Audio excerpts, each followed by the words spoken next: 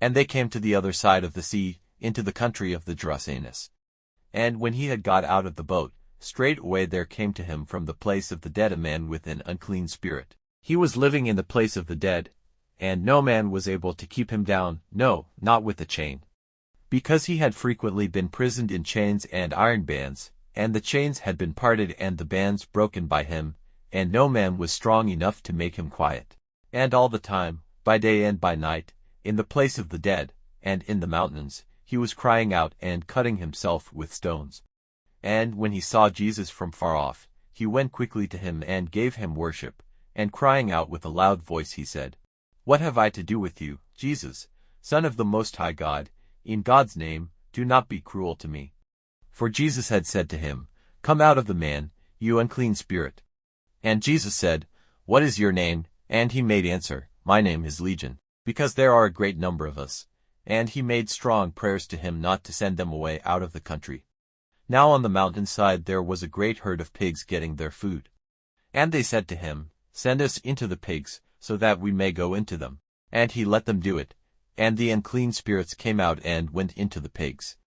And the herd went rushing down a sharp slope into the sea, about 2,000 of them, and they came to their death in the sea. And their keepers went running and gave an account of it in the town and in the country. And people came to see what had taken place. And they came to Jesus, and saw the man in whom had been the evil spirit seated, clothed and with full use of his senses. And they were full of fear. And those who had seen it gave them an account of what had been done to him who had the evil spirits, and of the fate of the pigs. And they made a request to him to go out of their country. And when he was getting into the boat, the man in whom had been the evil spirits had a great desire to come with him.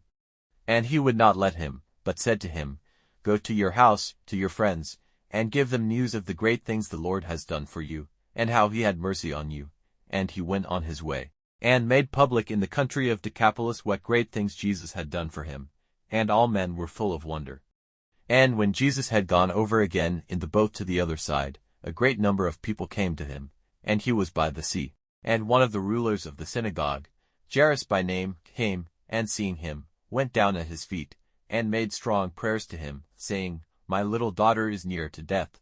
It is my prayer that you will come and put your hands on her, so that she may be made well, and have life.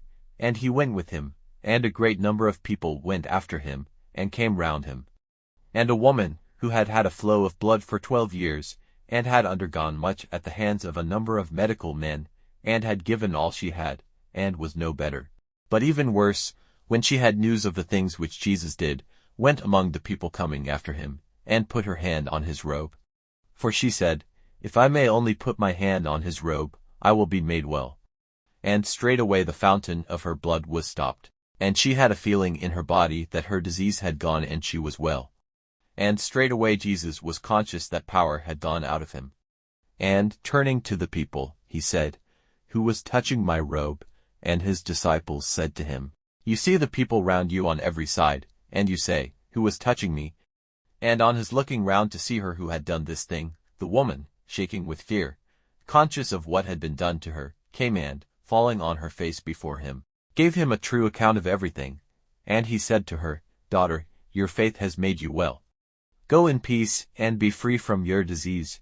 And while he was still talking, they came from the ruler of the synagogue's house, saying, Your daughter is dead. Why are you still troubling the master? But Jesus, giving no attention to their words, said to the ruler of the synagogue, Have no fear, only have faith. And he did not let anyone come with him, but Peter and James and John, the brother of James. And they came to the house of the ruler of the synagogue. And he saw people running this way and that, and weeping and crying loudly. And when he had gone in, he said to them, Why are you making such a noise and weeping? The child is not dead, but sleeping. And they were laughing at him. But he, having sent them all out, took the father of the child and her mother and those who were with him, and went in where the child was. And taking her by the hand, he said to her, Talitha cumi, which is, My child, I say to you, get up. And the young girl got up straightway, and was walking about, she being 12 years old, and they were overcome with wonder. And he gave them special orders that they were not to say anything of this. And he said that some food was to be given to her,